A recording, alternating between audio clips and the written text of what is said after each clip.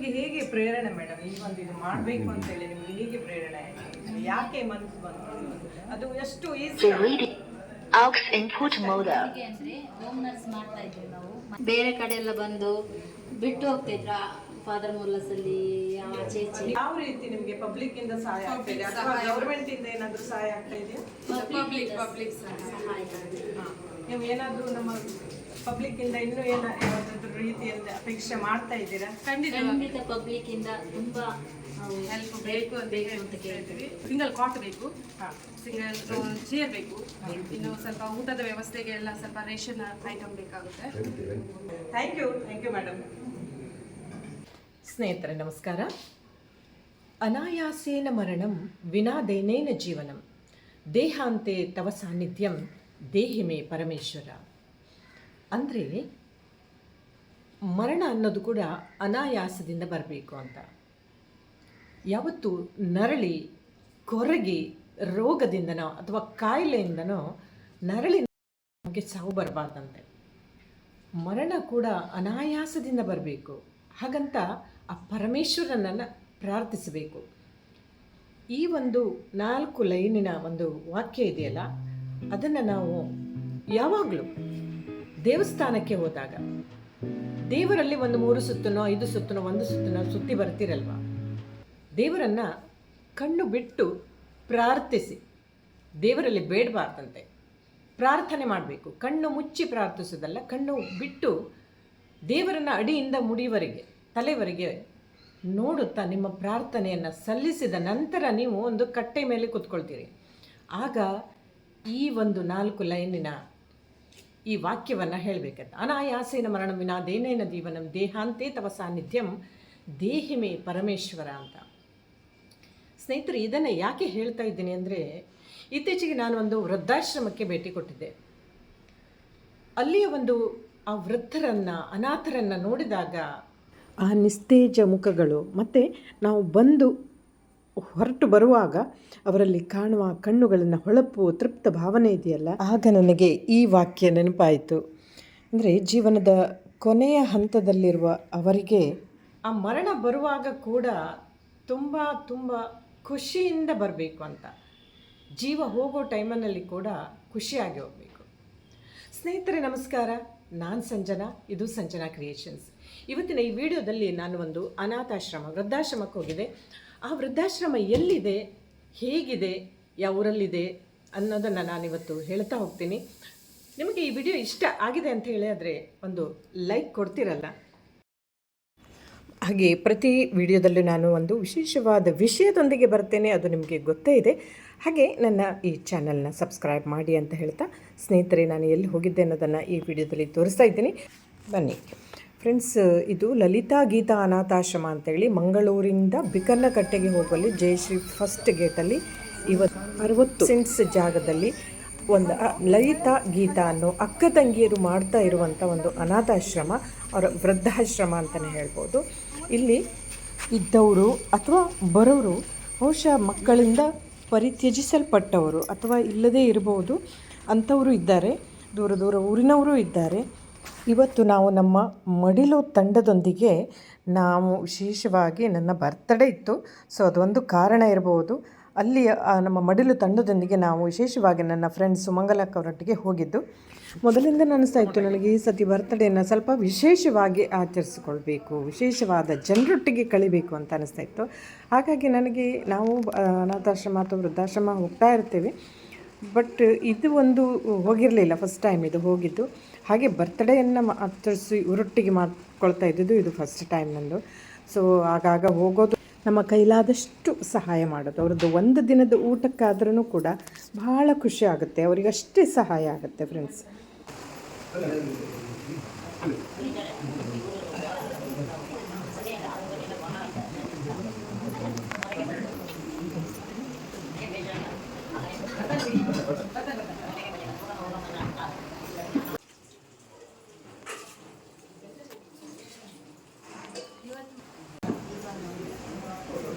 ಅಲ್ಲಿ ಹೋದ ಮೇಲೆ ಗೊತ್ತಾಗಿದ್ದು ನಮ್ಮ ಮಡಿಲು ಸೇವಾ ತಂಡ ನನ್ನ ಬರ್ತ್ಡೇಯನ್ನು ಇಷ್ಟು ವಿಶೇಷವಾಗಿ ಆಚರಣೆ ಮಾಡ್ತಿದ್ದಾರಂತೆ. ಆ್ಯಕ್ಚುಲಿ ನನಗೆ ಗೊತ್ತೇ ಇರಲಿಲ್ಲ. ದೀಪ ಹಚ್ಚಿ ಒಂದು ಶಾಲನ್ನು ಹಾಕಿ ಒಂದು ಭಗವದ್ಗೀತೆಯನ್ನು ಕೊಟ್ಟು ಹಾಗೆ ಹೂವನ್ನು ಮುಡಿಸಿ ನನ್ನ ಬರ್ತಡೇನ ಆಚರಣೆ ಮಾಡಿ ಅವರಿಗೆ ವಿಶೇಷವಾದ ಒಂದು ಥ್ಯಾಂಕ್ಸನ್ನು ಹೇಳ್ತೇನೆ ನಾನು.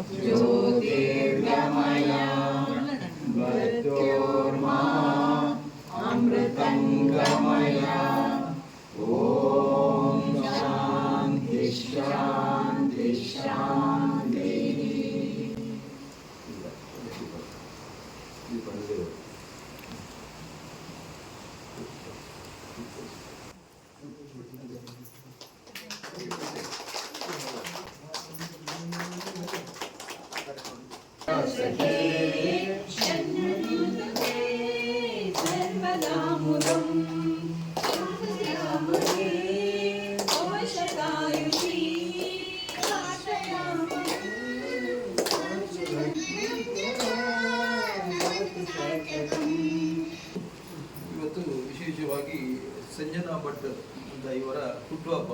ಮಡಿಲು ಸೇವಾ ತಂಡ ಬಡಿಲು ಇದರ ವತಿಯಿಂದ ಅವರು ನಮಗೆ ಪರಿಚಯ ಆಯಿತು.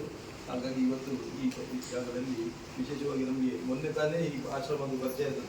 ಬೇರೆ 16 ಆಶ್ರಮದಲ್ಲಿ ಇಂಥ ತುಂಬ ಒಂದು 80 ತನಕ ಹುಟ್ಟಿದ ಹಬ್ಬವನ್ನು ನಾವು ಆಚರಣೆ ಮಾಡಿದ್ದೇವೆ. ಇವತ್ತು ಈ ಅಕ್ಕ ನಮಗೆ ಸಿಕ್ಕಿದ್ದಾರೆ. ಇಲ್ಲಿ ನಿಮ್ಮೆಲ್ಲರ ಒಟ್ಟಿಗೆ ಈ ಹಿರಿಯರ ಒಟ್ಟಿಗೆ ಮಾಡಬೇಕು ಅಂತ ದೇವರ ಒಂದು ಆಜ್ಞೆ ಇದೆ. ಹಾಗಾಗಿ ಇಲ್ಲಿ ಬಂದಿದ್ದೇವೆ. ಹಾಗಾಗಿ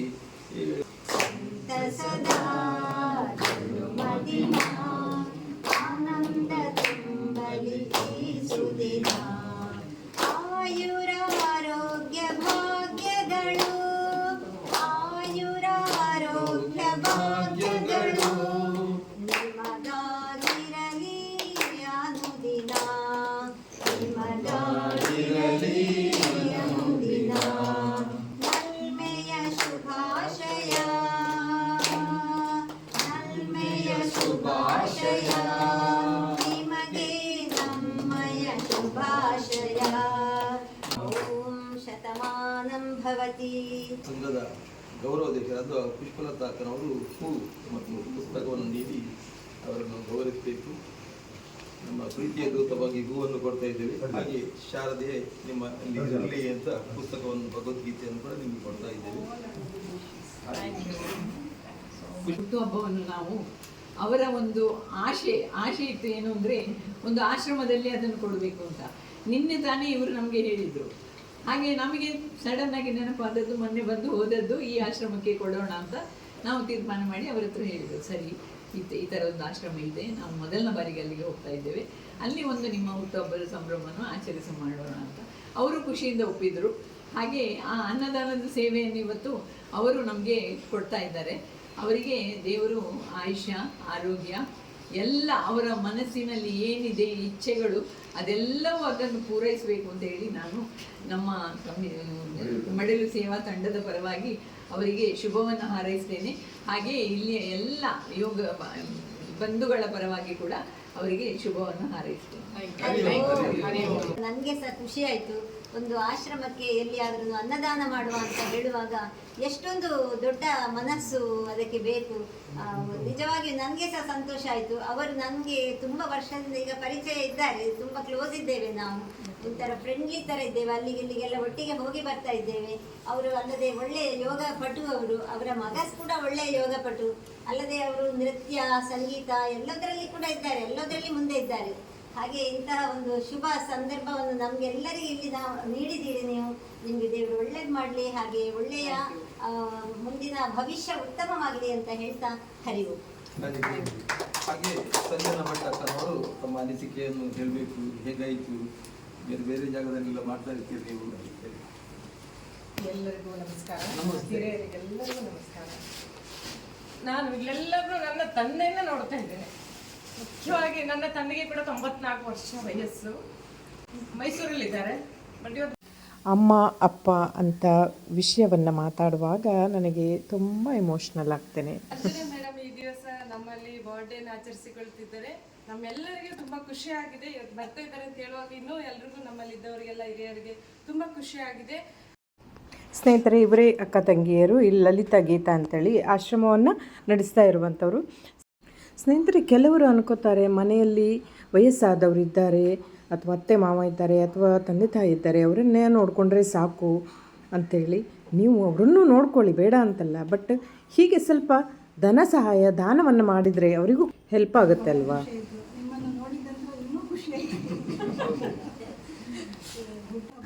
ಹಾಗೆ ದಾನವನ್ನು ಮಾಡೋದು ಏನೂ ಇಲ್ಲದವರಿಗೆ ದಾನ ಮಾಡುವಂಥದ್ದು, ಇದ್ದವರಿಗೆ ದಾನ ಮಾಡುವುದರಲ್ಲಿ ಅರ್ಥ ಇಲ್ಲ. ನೋಡಿ, ನಾವು ಒಂದು ಮಕ್ಕಳಿಗೆ, ಒಂದು ಬುದ್ಧಿವಂತ ಮಕ್ಕಳಿಗೆ ಹೇಳಿದ್ರಲ್ಲಿ ಅವನು ಇನ್ನೂ ಬುದ್ಧಿವಂತ ಮಾಡೋದ್ರಲ್ಲಿ ಅರ್ಥ ಇಲ್ಲ. ದಡ್ಡ ಮಕ್ಕಳನ್ನು ಬುದ್ಧಿವಂತರ ಮಾಡ್ತೀವಲ್ಲ, ಅದು ನಿಜವಾದ ಗುರುವಿನ ಕರ್ತವ್ಯ ಮತ್ತು ಆಶಯ. ಹಾಗೆ ಇಲ್ಲೂ ಕೂಡ ಏನು ಇಲ್ಲದವರಲ್ಲಿ ನೀವು ದಾನ ಮಾಡಿ, ಆ ದಾನಕ್ಕೆ ಒಂದು ಅರ್ಥ ಇದೆ. ನಿಮ್ಮ ಸರ್ವತೋಮುಖ ಏಳಿಗೆ ಆಗುವಂತಹ ಒಂದು ಕೃಪೆಯನ್ನು ಇವತ್ತು ವಿಶೇಷವಾಗಿ ಅವರು ಮಾಡಲಿ ಅನ್ನೋದು ಅದೇ ಈ ಅಕ್ಕ ತಂಗಿ ಈ ಒಂದು ಆಶ್ರಮ ನಡೆಸಲಿಕ್ಕೆ ಅವ್ರಿಗೆ ಪ್ರೇರಣೆ ಸಿಕ್ಕಿದಲ್ಲ, ಅದು ನಮಗೆ ಖುಷಿ ಆಗ್ತದೆ. ಮತ್ತೆ ಏನೇ ಬೇರೆ ಯಾವುದು ವಿಷಯ ಅಲ್ಲ, ಅದು ದೇವರ ದಯ.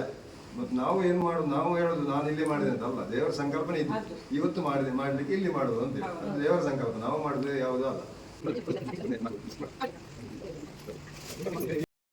ಫ್ರೆಂಡ್ಸ್, ನಿಮ್ಮ ಬರ್ತ್ಡೇನೋ ಅಥವಾ ಆ್ಯನಿವರ್ಸರಿನೋ ಅಥವಾ ಇನ್ಯಾವುದೋ ಸಣ್ಣ ಪುಟ್ಟ ಕಾರ್ಯಕ್ರಮ ಅಥವಾ ಏನೂ ಇಲ್ಲ ಹೇಳಿದ್ರೆ ವರ್ಷಕ್ಕೊಮ್ಮೆ ಆದರೂ ಇವರ ಜೊತೆಗೆ ಕಾಲ ಕಳೆಗಿರಿ ಅಥವಾ ನಿಮ್ಮ ಕೈಲಾದ ಸಹಾಯವನ್ನು ಮಾಡಿ ಅಂತ ನಾನು ಕಳಕಳಿಯ ಪ್ರಾರ್ಥನೆ. ನಮ್ಮ ಮಡಿಲು ತಂಡದಿಂದ ಶಾಲ್ಗಳನ್ನು, ಸಾಕ್ಸ್ಗಳನ್ನು, ಈಗಂತೂ ಮಳೆ ಬೀಳ್ತಾ ಇದೆ, ಇಲ್ಲಿ ಮಂಗಳೂರಲ್ಲಿ ತುಂಬ ಮಳೆ, ಚಳಿ ಬೇರೆ ಇದೆ. ಸೊ ಆ ನೆಲದಲ್ಲಿ ಓಡಾಡುವಾಗ ತುಂಬ ತಂಡ ಆಗ್ತದಲ್ವ. ಸೊ ಸಾಕ್ಸ್ಗಳನ್ನೆಲ್ಲ ಶಾಲ್ಗಳನ್ನು ಕೊಟ್ವಿ. ಹಾಗೆ ಊಟದ ಸಮಯ ಆಗಿದ್ದರಿಂದ ಅವರಿಗೆ ಊಟ ಬಡಿಸುವ ಒಂದು ಕಾರ್ಯಕ್ರಮ ವಿಶೇಷವಾಗಿ.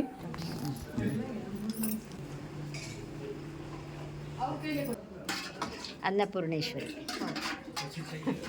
ಫ್ರೆಂಡ್ಸ್, ಈ ವಿಡಿಯೋ ಅಪ್ಲೋಡ್ ಮಾಡ್ತಾ ಇರೋ ಉದ್ದೇಶ ಇಷ್ಟೇ. ಇದರಿಂದ ನನಗೆ ಪ್ರಚಾರ ಆಗಲಿ ಅಂತಾಗಲಿ ಅಥವಾ ಶೋ ಅಪ್ ಮಾಡೋದಾಗಲಿ ಖಂಡಿತ ಅಲ್ಲ. ಈ ವಿಡಿಯೋ ನೋಡಿರೋದ್ರಿಂದ ಕೆಲವರಿಗಾದರೂ ಈ ವಿಷಯ ಗೊತ್ತಾಗಿ 4 ಜನಕ್ಕೆ ಈ ಒಂದು ಮನಸ್ಥಿತಿ ಬಂದು, ಅಂದರೆ ಸೇವೆ ಮಾಡುವಂಥ ಸಂಕಲ್ಪ ಬರಲಿ, ಉಪಯೋಗ ಆಗಲಿ ಅನ್ನೋದು ಈ ವಿಡಿಯೋ ಮಾಡ್ತಾ ಇರುವ ಮೂಲ ಉದ್ದೇಶ. ಹಾಗೆ ನಮ್ಮ ಮಡಿಲು ಸೇವಾ ತಂಡ ಇದೆಯಲ್ಲ, ಹಲವಾರು ಕಾರ್ಯಕ್ರಮಗಳನ್ನು ಮಾಡಿದ್ದಾರೆ, ಹಲವು ಆಶ್ರಮಗಳಿಗೆ ಭೇಟಿ ಕೊಟ್ಟಿದ್ದಾರೆ. ಸುಮಾರು 80ರಷ್ಟು ಆಶ್ರಮಗಳಿಗೆ ಭೇಟಿ ಕೊಟ್ಟಿದ್ದಾರೆ. ಹಾಗೆ ಇದು ವಿಶೇಷ ಅಂದರೆ ಇವರದ್ದು ಇದ್ದವರಿಗೆ ಮಾಡುವಂಥದ್ದಲ್ಲ, ಏನೂ ಇಲ್ಲದವರಿಗೆ ಏನೂ ಇಲ್ಲದವರಿಗೆ ಒಂದು ಮನೆ ಕಟ್ಟಿಕೊಡುವಂಥದ್ದು, ಅವರಿಗೆ ಆಶ್ರಯವನ್ನು ಒದಗಿಸುವಂಥದ್ದು, ಇದು ಮಡಿಲು ಸೇವಾ ತಂಡದ ಮೂಲ ಉದ್ದೇಶ. ಇದರಲ್ಲಿ ಹಲವಾರು ಜನರು ಇದ್ದಾರೆ, ಹಲವಾರು ಕೈಗಳು ಕೆಲಸ ಮಾಡ್ತಾ ಇವೆ. ಅವರಿಗೆ ತುಂಬ ಹೃದಯದ ಧನ್ಯವಾದಗಳು ಅಂತ ನಾನು ಈ ಮೂಲಕ ತಿಳಿಸ್ತಾ ಇದ್ದೇನೆ. ಮಡಿಲು ತಂಡ ಇನ್ನು ಮುಂದಕ್ಕೂ ಹಲವಾರು ಕಾರ್ಯಕ್ರಮಗಳು ನಿಮ್ಮಿಂದ ನಿರಂತರವಾಗಿ ನಡೆಯಲಿ ಅನ್ನೋದು ನನ್ನ ಆಶಯ. ಧನ್ಯವಾದಗಳು sir, thank you so much. Chapati kurma. ಅಪ್ಪ ಅವರು ಊಟ ಮಾಡುವಾಗ ಒಬ್ಬೊಬ್ಬರು ಸ್ವೀಟ್ ತುಂಬ ಇಷ್ಟ ಅನ್ನಿಸ್ತದೆ ಅವರಿಗೆ, ಒಬ್ಬೊಬ್ಬರು ಜಾಸ್ತಿನೇ ಹಾಕ್ಕೊಳ್ತಿದ್ರು. ಖುಷಿ ಆಗುತ್ತೆ ನೋಡಿ, ಅವರ ಮುಖದಲ್ಲಿ ಎಷ್ಟು ಖುಷಿ ಕಾಣ್ತಾ ಇದೆ. ನಮ್ಮ ಊಟದಲ್ಲಿ ಚಪಾತಿ ಕೂರ್ಮ ಕೂಡ ಇತ್ತು, ಗೋಬಿ ಇತ್ತು. ಬಟ್ ಚಪಾತಿ ಕೂರ್ಮವನ್ನು ಅವರು ಸಂಜೆ ಕೊಡ್ತೀವಿ ಅಂತ ಹೇಳಿದ್ರು. ಯಾಕಂದರೆ ಪಾಪ ವಯಸ್ಸಾದವರಲ್ಲ, ಅವರಿಗೆ ಎಲ್ಲವನ್ನು ತಿಂದು ಡೈಜೆಸ್ಟ್ ಮಾಡಿಕೊಳ್ಳೋಷ್ಟು ಶಕ್ತಿ ಇರೋಲ್ಲ. ಅವ್ರಿಗೆ ಹೇಳಿದ್ದು ಕರೆಕ್ಟ್. ಮತ್ತು ಒಂದು ಹೊತ್ತಿಗಾದರೂ ಹೆಚ್ಚು ಆಯ್ತಲ್ಲ ಅವರಿಗೆ. ಹಾಗೆ ನಾನು ಇಲ್ಲಿ ಈ ಅನಾಥ ಆಶ್ರಮವನ್ನು ನಡೆಸ್ತಾ ಇರುವಂಥ ಲಲಿತಾ ಗೀತಾ ಇವರು ಅಕ್ಕ ತಂಗಿಯವ್ರನ್ನ ಮಾತಾಡಿಸಿದ್ದೆ. ಹಾಗೆ ನಿಮಗೆ ಏನು ಬೇಕಾಗಿದೆ, ಪಬ್ಲಿಕ್ಕಿಂದ ಏನು ಬೇಕು ಅಂತ ಹೇಳೆಲ್ಲ ಕೇಳಿದೆ. ಅವ್ರು ಹೇಳ್ತಾ ಇದ್ದಾರೆ, ಕೇಳಿ, ನಿಮ್ಮಿಂದ ಸಹಾಯ ಆದರೆ ಹಾಗೆ ಮಾಡಿ. ನಮಸ್ತೆ, ನಾಗೇಶವಾದ ಒಂದು ವಿಶೇಷ ಜಾಗಕ್ಕೆ ಬಂದಿದ್ದೀವಿ ಫ್ರೆಂಡ್ಸ್. ಇವತ್ತು ನಾನು ಲಲಿತಾ ಗೀತಾ ಅನಾಥಾಶ್ರಮಕ್ಕೆ ಬಂದಿದ್ದೀವಿ, ವೃದ್ಧಾಶ್ರಮ ಅನಾಥಾಶ್ರಮ. ಸೊ ಇವರು ಲಲಿತಾ ಗೀತಾ ಅಂತೇಳಿ ಈ ಸಂಸ್ಥೆಯ ಒಂದು ನಿರ್ದೇಶಕಿಯರು. ಅವರು ತಮ್ಮ ಪ್ರಯತ್ನದಿಂದ ಈ ಒಂದು ವೃದ್ಧಾಶ್ರಮವನ್ನು ಮಾಡಿದ್ದಾರೆ. ಸೊ ಅವ್ರ ಬಗ್ಗೆ ಮಾತಾಡ್ಸೋಣ ಬನ್ನಿ, ಹೇಗೆ ಆಗ್ತಾ ಇದೆ ಏನಂತೇಳಿ. ನಮಸ್ತೆ ಮೇಡಮ್, ಎಷ್ಟು ವರ್ಷದಿಂದ ನೀವು ಇದನ್ನು ಮಾಡ್ತಾ ಇದ್ದೀರಿ, ಯಾವಾಗ ಸ್ಟಾರ್ಟ್ ಮಾಡಿದ್ದೀರಿ, ನಿಮಗೆ ಇದು ಹೇಗೆ ಪ್ರೇರಣೆ ಇದೆ? 2023ರಲ್ಲಿ ಸ್ಟಾರ್ಟ್ ಮಾಡಿದ್ದೀವಿ. ಮೊದಲು ಸಡಿಪಲ್ಲದಲ್ಲಿ ಮಾಡಿದ್ವಿ. ಈಗ ಜನವರಿಯಲ್ಲಿ ಇಲ್ಲಿಗೆ ಶಿಫ್ಟ್ ಆಗಿದ್ದೀವಿ. ಅಲ್ಲಿ ಮನೆ ಸ್ವಲ್ಪ ಚಿಕ್ಕದಿದ್ದರಿಂದ ನಮಗೆ ಸ್ವಲ್ಪ ಜನ ಹೆಚ್ಚು ಆಗುವಾಗ ಇತ್ತ ಒಂದು ದೊಡ್ಡ ಪ್ಲೇಸ್ ಬೇಕಾಯಿತು. ಹಾಗಾಗಿ ಇಲ್ಲಿ ಒಂದು ಪ್ಲೇಸಿಗೆ ನಾವು ಬಂದಿದ್ದೀವಿ. ಇಲ್ಲಿ ಎಲ್ಲ ಅನುಕೂಲ ರೀತಿಯಲ್ಲಿ ನಡೀತಾ ಇದೆ. ಈಗ ಸ್ವಲ್ಪ 25 ಜನ ಅನಾಥ ಪ್ರಾಯದವರು ಇದ್ದಾರೆ, ಯಾರು ಇಲ್ಲದವರು. ಸೊ ಈಗ ನಡೀತಾ ಇದೆ ಆಶ್ರಮ. ಎಷ್ಟೋ ಜನರು ದಾನಿಗಳು ಸ್ವಲ್ಪ ಸಹಾಯ ಮಾಡೋದ್ರಿಂದ ನಡೆಸ್ತಾ ಇದ್ದೇವೆ. ನಿಮಗೆ ಹೇಗೆ ಪ್ರೇರಣೆ ಮೇಡಮ್ ಈ ಒಂದು ಇದು ಮಾಡಬೇಕು ಅಂತೇಳಿ ನಿಮಗೆ ಹೇಗೆ ಪ್ರೇರಣೆ ಆಯ್ತು? ಯಾಕೆ ಮನಸ್ಸು ಬಂತು? ಅದು ಎಷ್ಟು easy. The reading aux input model. ಹೇಗೆ ಅಂದರೆ ಹೋಮ್ ನರ್ಸ್ ಮಾಡ್ತಾ ಇದ್ವಿ ನಾವು ಮನೆಯಲ್ಲಿ, ಫಾದರ್ ಮುಲ್ಲಾಸಲ್ಲಿ ಎಲ್ಲ ಕಡೆ ಮಾಡುವಾಗ ಒಂದು ನಾವು ಇದೊಂದು ಈಗ ಏಕೆ ಯಾಕೆ ಇದೊಂದು ಮಾಡಬೇಕು ಅನ್ನೋ ಕಾರಣಕ್ಕಾಗಿ ನಾವೊಂದು ಆಸಕ್ತಿ ಬಂತು. ಮನೆಗಳಿಗೆಲ್ಲ ಹೋಗುವಾಗ ಒಂದು ಮನೆಯವರು ನೋಡ್ತಾ ಇರಲಿಲ್ಲ. ಮತ್ತು ಬೇರೆ ಕಡೆ ಎಲ್ಲ ಬಂದು ಬಿಟ್ಟು ಹೋಗ್ತಿದ್ರ ಫಾದರ್ ಮುಲ್ಲಾಸಲ್ಲಿ ಆಚೆ ಈಚೆ ವರ್ಕ್ ಮಾಡ್ತಿದ್ದೆವು. ಹಾಗೆ ಒಂದು ನೋಡುವ ಅಂತೇಳಿ ಒಂದು ನಾವು ಆ ಪೇಷಂಟ್ಗಳನ್ನು ನಮ್ಮ ಮನೆಗೆ ಕರ್ಕೊಂಡು ಬಂದು ಅವರ ಮನೆಗಳಿಗೆ ತಲುಪಿಸುವಂಥ ಕಾರ್ಯ ಮಾಡ್ತಿದ್ದೆವು. ಮತ್ತು ಈಗ ನಾವು ಇದೊಂದು ನಾವೇ ಯಾಕೆ ಮಾಡಬಾರ್ದು ಅನ್ನೋದು ಕಾರಣಕ್ಕಾಗಿ ನಾವು ಒಂದು ಪ್ರಯತ್ನ ಪಟ್ಟಿವಿ. ನಮ್ಮದೆಲ್ಲ ದೇವರದ ಕಾರ್ಯ. ಖಂಡಿತ ಅದೊಂದು ಸಂಕಲ್ಪ, ಅದು ನಿಮ್ಮ ಮನಸ್ಸು ಆ ಥರ ಮಾಡಬೇಕು ಅನ್ನೋದು ಏನು ಸಂಕಲ್ಪ ಮಾಡ್ತೀರಾ? ಈಗ ಇಷ್ಟು 28 ಜನ ಇಲ್ಲಿ ಇದ್ದಾರೆ, ಸೊ ಅಷ್ಟು ಈಸಿ ಅಲ್ಲ ಮಾಡೋದು. ನಿಮಗೆ ಯಾವ ರೀತಿ ನಿಮಗೆ ಪಬ್ಲಿಕ್ ಇಂದ ಸಹಾಯ ಆಗ್ತಿದೆ ಅಥವಾ ಗೌರ್ಮೆಂಟ್ ಇಂದ ಏನಾದರೂ ಸಹಾಯ ಆಗ್ತಾ ಇದೆಯಾ? ಪಬ್ಲಿಕ್ ಸಹಾಯ. ನೀವು ಏನಾದರೂ ನಮ್ಮ ಪಬ್ಲಿಕ್ ಇಂದ ಇನ್ನೂ ಏನಾದರೂ ರೀತಿಯಿಂದ ಅಪೇಕ್ಷೆ ಮಾಡ್ತಾ ಇದ್ದೀರಾ? ಖಂಡಿತ ಪಬ್ಲಿಕ್ ಇಂದ ತುಂಬಾ ಹೆಲ್ಪ್ ಬೇಕು ಅಂತ ಹೇಳ್ತೀವಿ. ತುಂಬ ಜನರಿಗೆ ಸಿಂಗಲ್ ಕಾಟ್ ಬೇಕು, ಸಿಂಗಲ್ ಚೇರ್ ಬೇಕು, ಇನ್ನು ಸ್ವಲ್ಪ ಊಟದ ವ್ಯವಸ್ಥೆಗೆ ಎಲ್ಲ ಸ್ವಲ್ಪ ರೇಷನ್ ಐಟಮ್ ಬೇಕಾಗುತ್ತೆ. ಯಾಕಂದ್ರೆ ಇಲ್ಲಿ ರೆಂಟ್ ಕೂಡ ಸುಮಾರು ಇರ್ಬೋದು, ತುಂಬಾ ದೊಡ್ಡ ಜಾಗ ಇದೆ, ರೆಂಟ್ ಕೂಡ ತುಂಬಾ ಇರ್ಬೋದು. 60 ಸೆನ್ಸ್ ಜಾಗದಲ್ಲಿ ನಾವು ಮಾಡಿರುವಂಥದ್ದು 40,000 ರೂಪಾಯಿ ಬಾಡಿಗೆ. ಅದಕ್ಕೆ ತುಂಬ ಕಷ್ಟ ಆಗ್ತೈತೆ, ಮತ್ತು ರೇಷನ್ಗೆ ತುಂಬ ಕಷ್ಟ ಆಗ್ತೈತೆ ನಮಗೆ. ಅದಕ್ಕೆ ಕಾರಣ ನಾವು ಎಲ್ಲರಲ್ಲಿ ಕೇಳ್ಕೊಳ್ತಿದ್ದೇವೆ. ಖಂಡಿತ ಫ್ರೆಂಡ್ಸ್, ಈ ಒಂದು ಅನಾಥಾಶ್ರಮಕ್ಕೆ, ವೃದ್ಧಾಶ್ರಮಕ್ಕೆ ಪಬ್ಲಿಕ್ ಇಂದ, ಸಾರ್ವಜನಿಕರಿಂದ ಎಲ್ಲ ರೀತಿಯ ಸಹಾಯ ಸಿಗಲಿ. ನೀವು ಕೂಡ ಮನಸ್ಸು ಮಾಡಿ ನಿಮ್ಮ ಬರ್ತ್ಡೇ ಇರ್ಬೋದು ಅಥವಾ ಮದುವೆ ವಾರ್ಷಿಕೋತ್ಸವ ಇರ್ಬೋದು ಅಥವಾ ಯಾವುದೇ ರೀತಿ ಕಾರ್ಯಕ್ರಮವನ್ನು ಈ ಒಂದು ಸ್ಥಳದಲ್ಲಿ ಮಾಡಿದರೆ ಬಹಳ ಚೆನ್ನಾಗಿರುತ್ತೆ. ಆ ವೃದ್ಧ ಮನಸ್ಸುಗಳಿಗೆ ತುಂಬ ಖುಷಿ ಆಗುತ್ತೆ, ಹಾಗೆ ಇವರಿಗೂ ಕೂಡ ಹೆಲ್ಪ್ ಆಗುತ್ತೆ ಅನ್ನೋದು ನನ್ನ ಅಭಿಪ್ರಾಯ. ಮತ್ತು ನಾವು ಕೂಡ ಅಲ್ಲೇ ಕೂತು ಊಟ ಮಾಡಿದ್ವಿ. ಯಾಕಂದರೆ ನಾವು 5-6 ಜನ ಹೋಗಿದ್ವಲ್ಲ, ಊಟ ಎಲ್ಲ ಸೇರಿ ಊಟ ಮಾಡುವಾಗ ಭಾಳ ಖುಷಿ ಆಗುತ್ತೆ. ಹಾಗೆ ಎಲ್ಲವನ್ನು ಮುಗಿಸಿ ಅವರಿಗೆ ಒಂದು ಖುಷಿಯ ವಿದಾಯ ಹೇಳುವಾಗ ಬಹುಶಃ ಅವರ ಕಣ್ಣುಗಳಲ್ಲಿರುವ ತೃಪ್ತಿ ನಾನು ಶಬ್ದಗಳಲ್ಲಿ ಹೇಳೋಕ್ಕೆ ಸಾಧ್ಯ ಇಲ್ಲ, ಅಷ್ಟು ಚೆನ್ನಾಗಿತ್ತು.